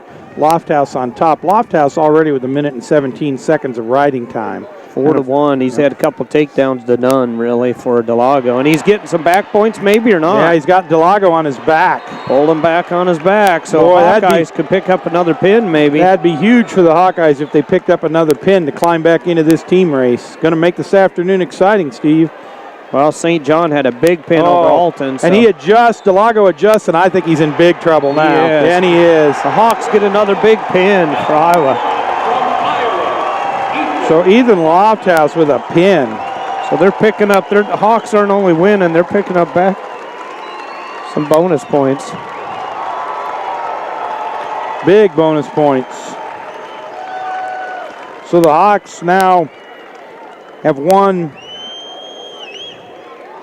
3 of their matches this morning. All of their matches in the consolations. Plus pins. 2 pins. Jordan Blanton picks up a win for the Fighting Illini of Illinois. 3-1. Blanton moves on 4-1, pardon me, with riding time. Yep. Blanton wins 4-1 with the riding time. And we moved into the second period in this match between Kokish and Yates. Kokish up now 5-0. So the Nebraska Cornhusker really looking good down here. Kokish made it to the Midlands Finals this year. It was a fun match to watch him in Evanston at the Welsh Ryan Arena. And so I think they put something in the air here this morning, Steve. I tell you what, my allergies are just killing me this morning. Yeah, mine are too. My eyes are very watery so today. I apologize for everyone for all the sniffing that's going on, but wow. Same here. Maybe it's our territory. I don't know. Legionnaire disease or something in the end. I hope not. So we've got another Hawkeye out on the mats, out in the middle mat at 100 or in match number 174. We've got Nathan Burke versus Max Huntley. Early in the first period, 0-0, both wrestlers on their feet. So we'll see if Burke can carry on the tradition here. Of the Hawkeyes, so far, they're wrestling good and they're picking up bonus points. So. Absolutely. A lot of pins for them. Going to make this thing considerably tighter. Well, we're getting up to the heavier weights here, Jeff Murphy. It's been a good round of wrestling between all these athletes. I got Enan down here against Magram of Ohio State. And Magram's in the green, and Enan will be in the red for Nebraska. So we got 2 Nebraska Cornhuskers out here at the same time. Yep. So Kokish, speaking of Nebraska Cornhuskers, Kokish picks up another 2 points. He now leads 7-0 He's in his trying match to pick over up Yates. a major, maybe, or just the end of the second period, I think, down there, and then Ohio State's Ingram's gun on his rear end. Nice shot there by Enan, but Enan having a hard time finishing it. Yep. So. Yep. And Huntley in on a nice takedown, but not quite. Burke does a great job of defending it, and they move off the mat. Referee brings them back to center. It's 0-0 with 1 minute and 41 seconds left in that first period. Burke in on a single leg. Huntley kind of sits back on him, now trying to come around the backside. We'll see how this works. But Burke's got an ankle really tight. I think he'd have the edge, but Max Huntley doing a good job fighting it off. But there's your 2 points. Huntley kind of gives it up as he comes around, and Burke with the 2. I'm not sure why he gave it up that way. And Huntley immediately with an escape, so it's 2-1 in favor of the Hawkeyes. 1 minute and 10 seconds left in that first period. Down here between Kokish and Yates. Yates does get an escape. Kokish immediately back in on an ankle. That's 7-1 right now. And we'll see if Kokish and Kokish goes to the double leg and finishes. He's now up 9-1 with 2 minutes of riding time. 1 minute left in that match. 47 seconds to go in the first period here between Enan and Magram. No score, 0-0. Enan's kind of been doing the shots. It seems like he's kind of been taking the action to Magram, but nobody's been hit for stalling yet. There's Enan again with an underhook, pushing Magram out of bounds. They go, and no score yet. Huntley has Burrick's leg up in the air. He does. There's about 25 Burrick got in seconds that position a couple times yesterday and got out of it, but never got taken down. So Hunley's got that ankle. They're right on the edge of the mat, and Hunley takes a dive for the other and doesn't get it. He's got the ankle underneath. You got Burrick draped back over the top, kind of grabbing him around the waist. They're near the edge of the mat. I don't think anything's going to come of it. I think time's going to run out, actually.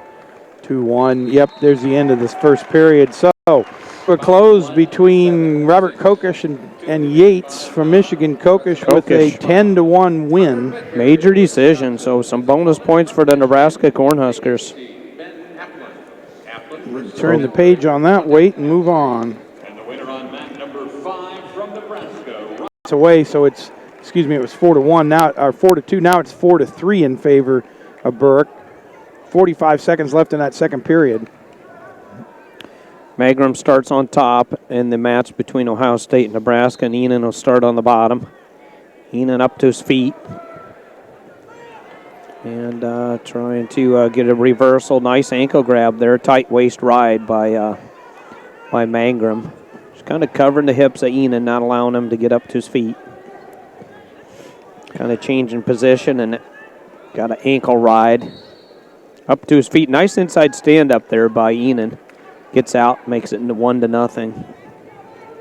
So he kind of draws first blood down there. 55 seconds to go. Or pardon me, 50 seconds to go in the second period. Yeah, we're down to in the final ticks of the seconds here in this match between Burke and Huntley. Burke still with a 4-3 lead going into the third period.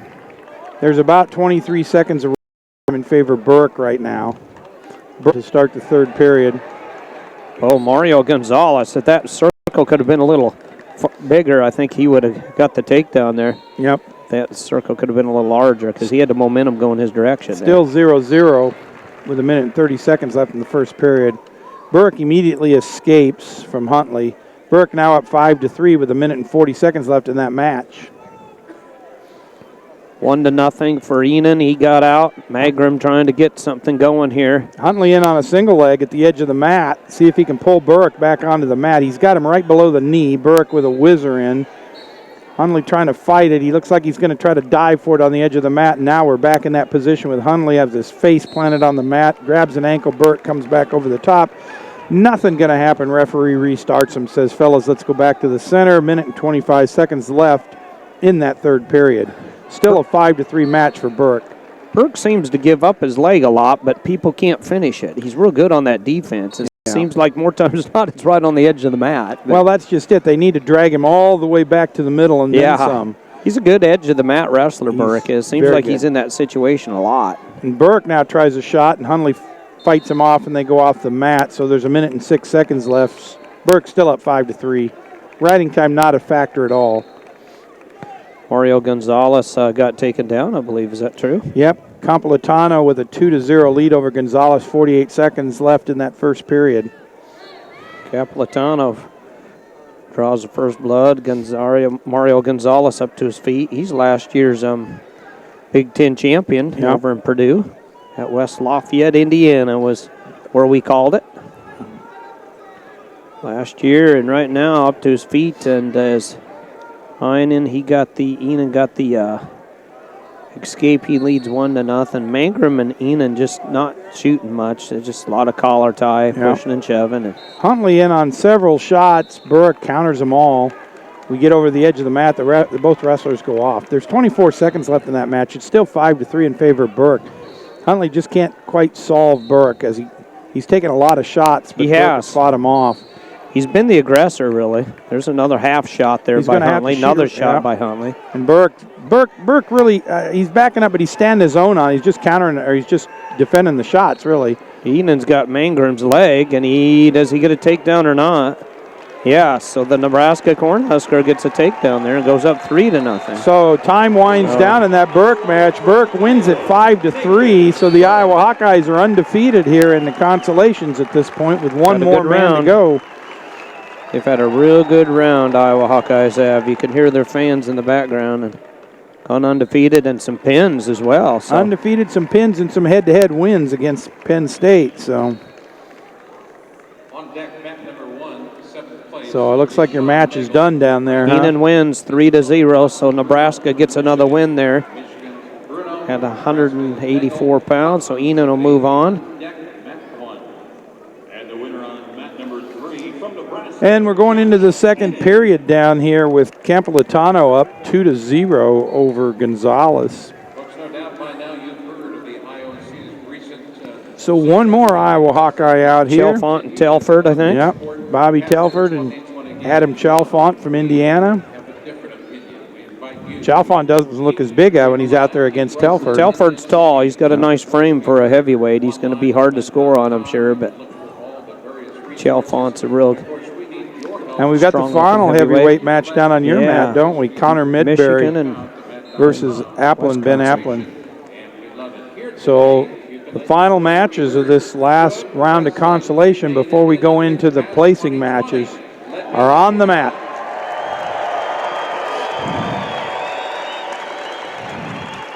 In on a shot is Medbury. Applin does a good job fighting it off.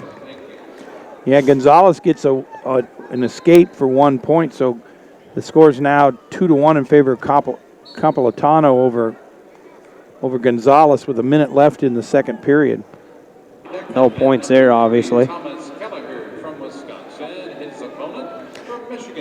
Telford could be a really imposing wrestler, but he just kind of comes back to the middle, kind of just like he's just a pleasant-natured type of guy. Yeah. Big, tall wrestler, heavyweight. Sometimes they have a hard time because they're not going to shoot much. They had a real good wrestler, a good kid. I loved Matt Fields. He was a good kid to interview and talk to, but he was that way too. He just didn't take many shots. You're just so tall. They got to drop down so far to get legs, you know. Chalfont tried to take a shot. Telford did a good job of counter, and then Chalfont in on another single leg right at the edge of the mat, picks it up, but they go off the mat. Chalfont's had a good season for Indiana, I know. He's been real successful. He's had some big wins, Chalfont has. Gonzalez in on a big takedown in the closing seconds of the second period, and he takes a 3-2 lead over Campolitano. First lead of the match, I think. Is that right, Jeff? Absolutely, absolutely. So the score is 3-2 as we go into the third period. There's 55 seconds of riding time in favor of Campolitano. Campolitano is going to start on the bottom in this third period. So big takedown there for Medbury of Wisconsin. Medbury, good wrestler there, a number 3 seed. So a lot of leaning going on out here in this middle match between Telford and Chalfont. I think Chalfont's really been the more active of the two, I think. I mean, he's taken the 3 or 4 shots where Telford hasn't really taken any shots. Yeah, he's been the more active, but I don't know that I would say anyone's been totally too committed. Active, Couple. He had one shot on the edge where he kind of committed, but they went out of bounds. And so Medbury riding Applin real tough here for Michigan. Yep. And picking up a lot of, just about to the minute riding time there, just about 57 seconds. Telford in on a on Chalfont right on the edge of the mat. Chalfont trying to come off. Telford sweeps the other foot and takes him to the mat. So 2-0 in favor of Bobby Telford from the Iowa Hawkeyes. Heavyweight, some of that's huge, that stuff. So Mario Gonzalez with a really nice ride down here on Campolitano. He's wiped the riding 0, but he's still down to 2, so he's going to have to do something here. Chalfont up to his feet, trying to get the escape. Gets the escape. So with 1 second left in the period. Wow. Scoring at the end of the period and the edge of the mat's real smart. So we've got a blood timeout here right now for these big heavyweights, but Mario Gonzalez, Campolitano, pretty active for 197-pounder. They're really going after each other. And the escape by Campolitano now ties it up 3-3. Riding time's not really a factor, just 3 seconds riding time for Campolitano. So what you see is what you get. 50 seconds to go here right now. So closing seconds, 3-3. Who's going to want it? Who's going to get it? Campolitano and Mario caught him and tried to throw the headlock.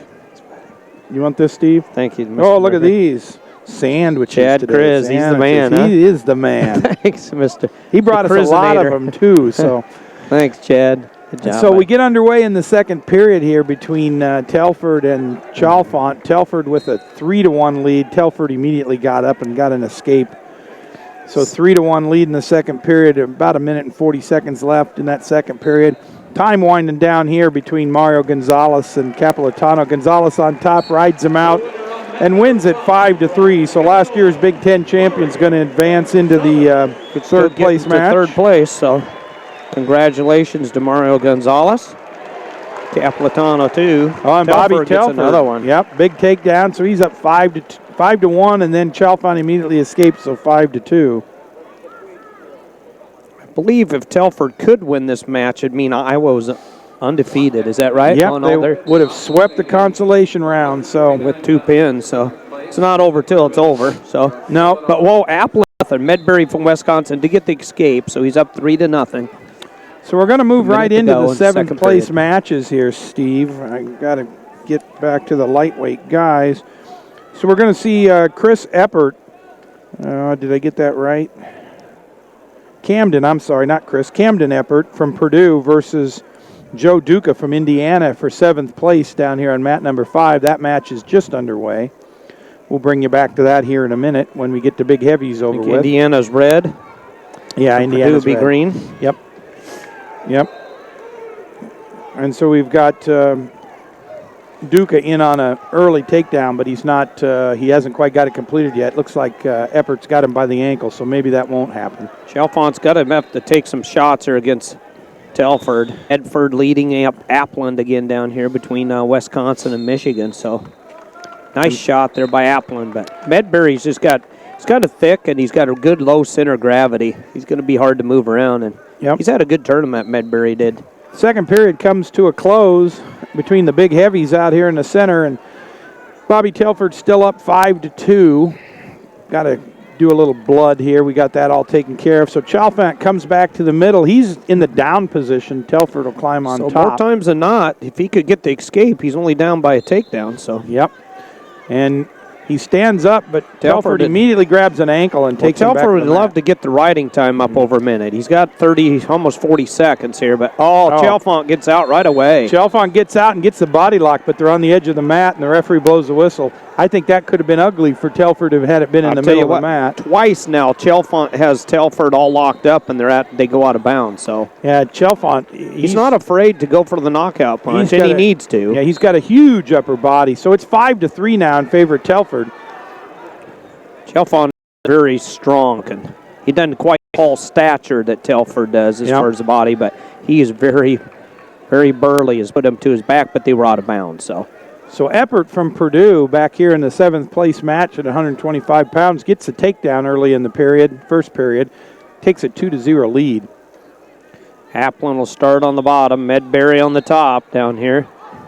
Going into third and final period. A lot of riding time already for Medbury.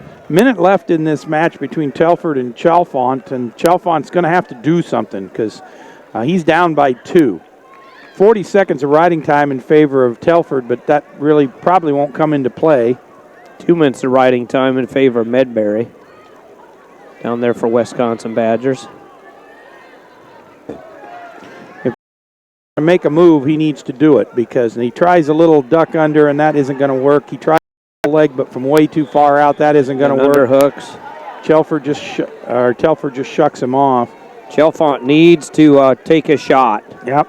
He's taking 2 or 3, but Telford's he's so long and tall. I'm sure if he sprawls, it's not going to be easy to get to those legs. Yeah, Chalfont just too far back. 12 seconds to go. I don't think even if he shoots something, he's got time to get it done unless it's incredibly explosive. Yeah, so just 5 not seconds. really. Nope. Not really selling out. It's Chalfont. There's a shot there, but Telford gets a takedown. We'll get this other match done here. Who will Telford wrestle? Their heavyweight match over with. That's it. Medbury wins with riding time. 3 minutes, 21 seconds riding time. So 4-0. Medbury will face Telford for third place. All right, so we've got an injury out here. It looks like Eppert laying on his back in that match. I'm not sure what happened. I was watching the heavyweights. So Eppert in the 7th place match in that minute. He is up, he is down 6-2, losing 6-2. To Joe Duca. We'll see what happens with that. There's I'm not sure where we're at. Injury time's clicking off.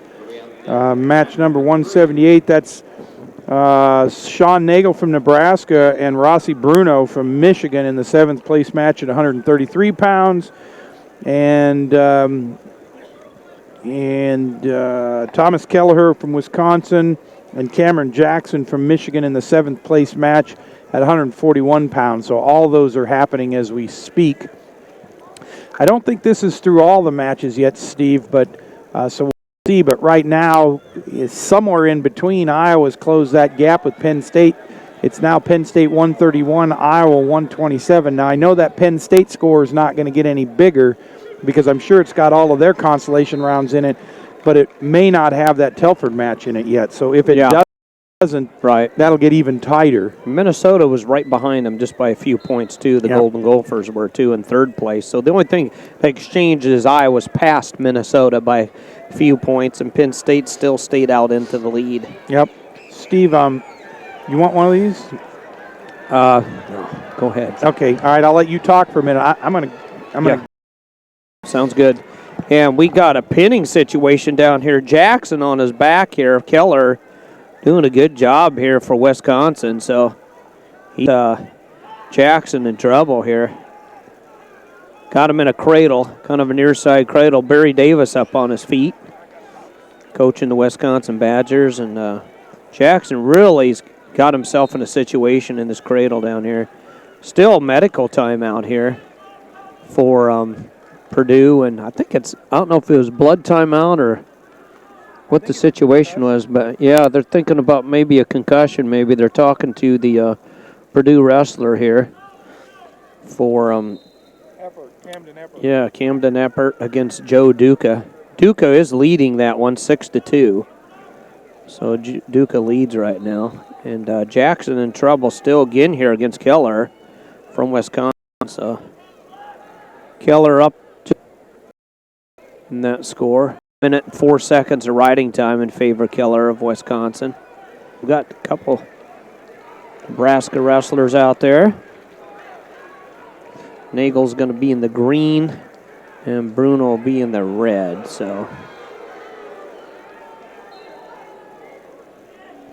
and Keller's still leading now. He did pick up the 3 points for the near fall over Jackson. So picks up Jackson, throws him back down to the mat.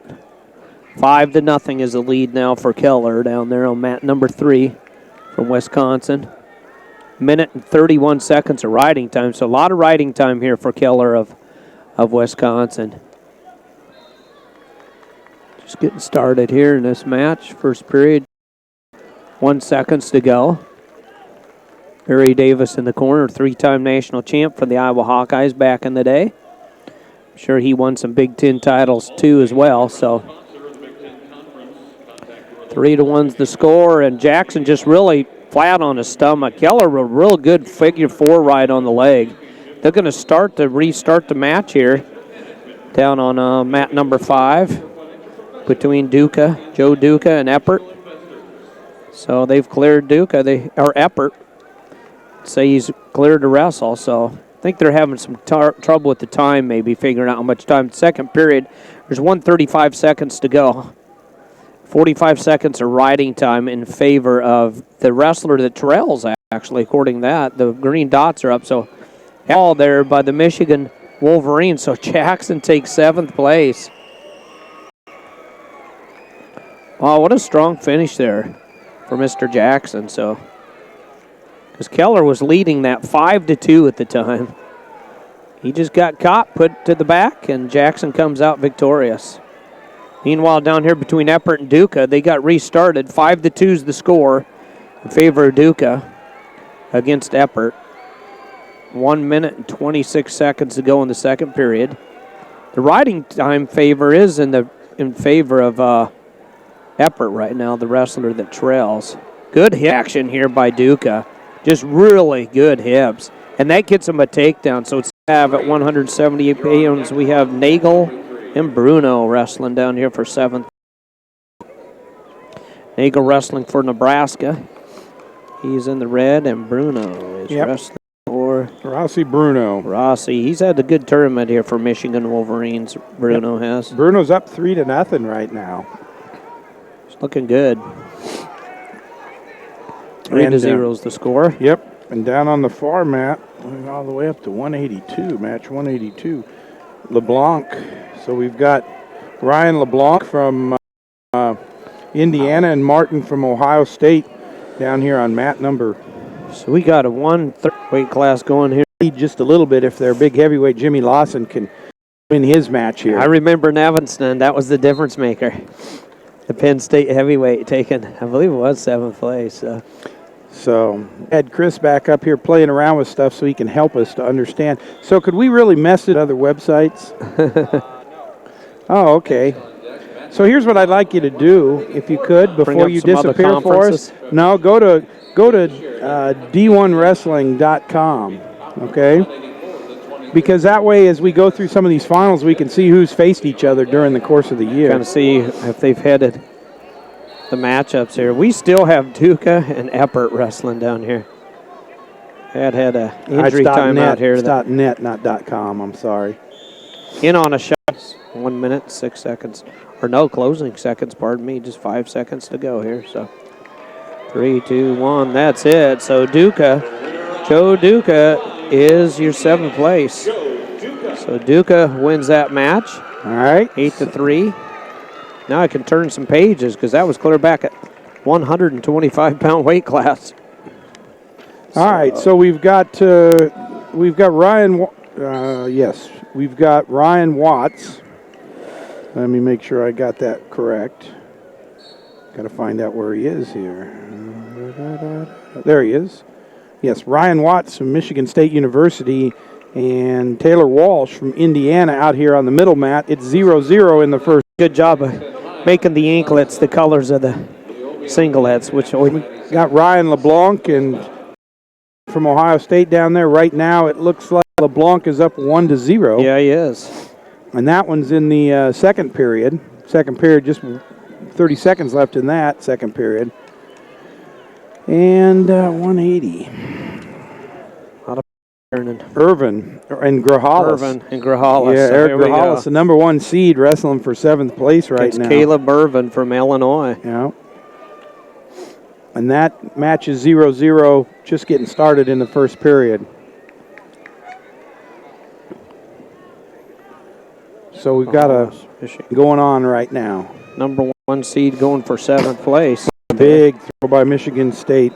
That would be Watts. Ryan Watts throws Taylor Walsh to the mat for 2 points. Looked like maybe he was going to get back points out of it, but Walsh reacted really nicely. And Walsh up with an escape. Big throw by Watts, so it's 2-1 is the score. 2-1 for the Spartan. Like you said, Welch did a good job just bailing out. He knew Watts had him dead center, wanted to take him to his back, so. I think LeBlanc leads down there 1-0, I believe. Yeah, he does. He still leads 1-0 down there. They're into the third period now, just getting started in the third period, and LeBlanc's on top. So an opportunity for Martin to escape here and tie it up. No riding time. Is Mark Martin up? He gets escaped, so it's tied up now between Martin and LeBlanc, 1-1. Yep, minute and 20 seconds left in that match. Riding time not a fact. See who can get the takedown if either one of them can. So we go off the mat here in the center mat, and that one's still 2-1 in favor of Ryan Watts. Both wrestlers on their feet. 6 seconds left in the first period. And we got a 0-0 score down here on the far mat between I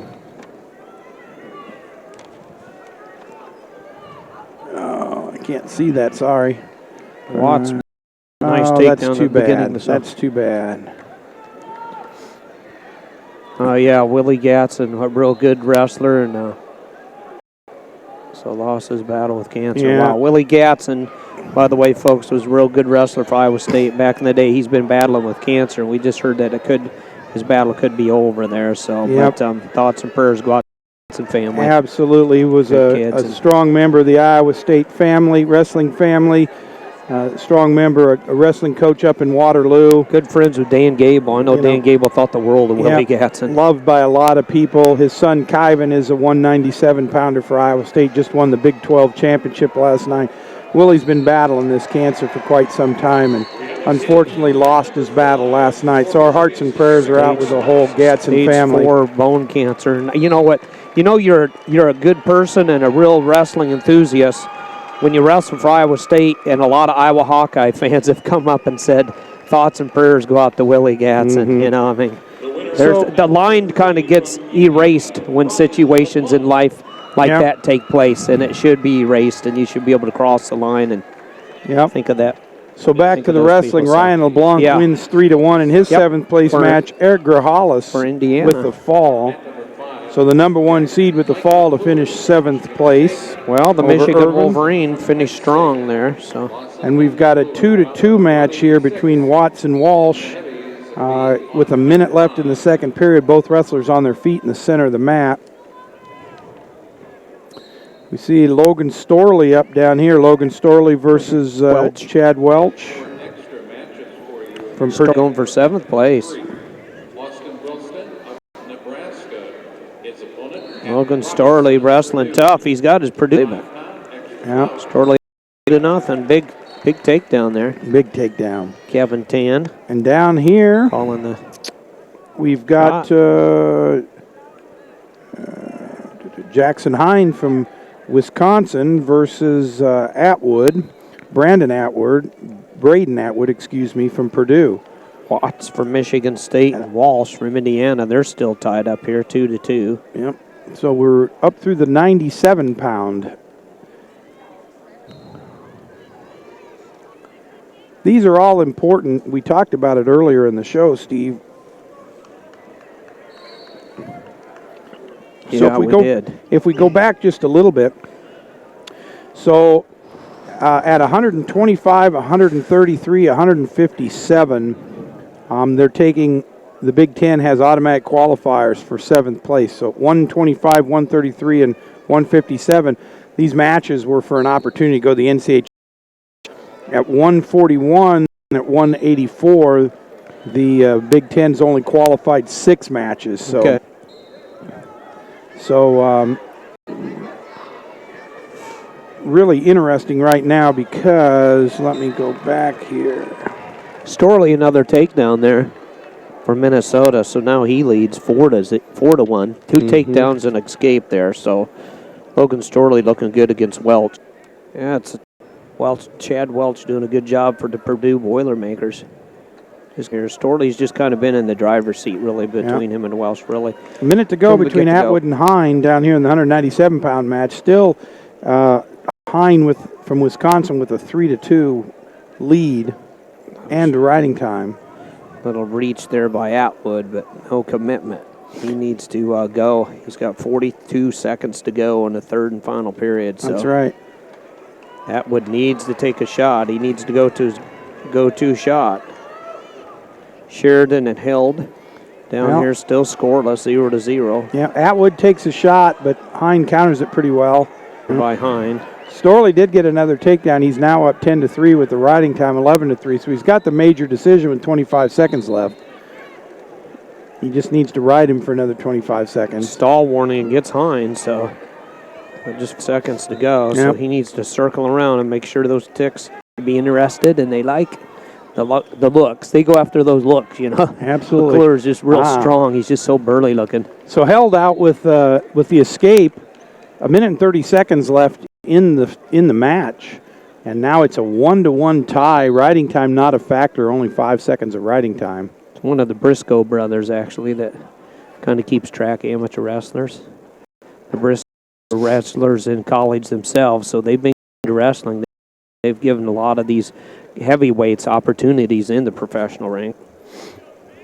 So we know, too, a lot of them are going to MMA once they're done with this. So the first period comes to a close. Well, man.